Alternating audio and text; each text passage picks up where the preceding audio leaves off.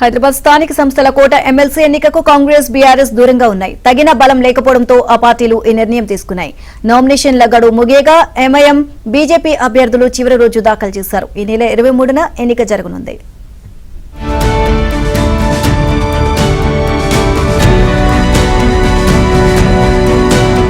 Greater Hyderabad లో political heat పెంచుతోంది స్థానిక సంస్థల ఎమ్మెల్సీ ఎన్నిక. సరైన బలం లేకపోవడంతో కాంగ్రెస్ బీఆర్ఎస్ దూరంగా ఉన్నాయి. ఎంఐఎం కు కాంగ్రెస్ మద్దతిచ్చే అవకాశం ఉంది. అయితే గెలిచే బలం లేకున్నా బీజేపీ అభ్యర్థి నామినేషన్ వేశారు. స్థానిక కోట ఎమ్మెల్సీ ఎన్నికల్లో 81 మంది కార్పొరేటర్లు, 29 మంది ఎక్స్ అఫీషియో సభ్యులతో కలిపి మొత్తం 110 మంది ఓటర్లున్నారు. అందులో ఎంఐఎం కు 49 ఓట్లు, బీఆర్ఎస్ కు 25, బీజేపీకి 22, కాంగ్రెస్ కు 14 ఓట్లు ఉన్నాయి. హైదరాబాద్ జిల్లా పరిధిలోని ప్రజాప్రతినిధులు ఎన్నికల్లో పాల్గొంటారు.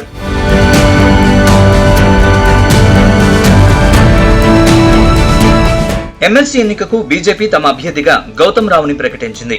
ఆయన నామినేషన్ కూడా దాఖలు చేశారు. అటు ఎంఐఎం అభ్యర్థిగా మీర్జా రియాజుల్ హసన్ ఎఫ్ఎండి నామినేషన్ వేశారు. గతంలో కార్పొరేటర్ గా పనిచేసిన ఆయన 2019లో ఎమ్మెల్యే కోట ఎమ్మెల్సీగా ఎంపికయ్యారు. ఆయన పదవీకాలం ముగియడంతో మరోసారి అవకాశం కల్పించారు.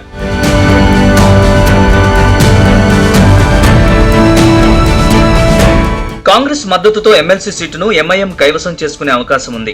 రాబోయే జీహెచ్ఎంసీ ఎన్నికల్లో పరస్పరం సహకరించుకునేందుకు ఆ రెండు పార్టీలు ఒక ఒప్పందానికి వచ్చినట్లు విశ్వసనీయ సమాచారం.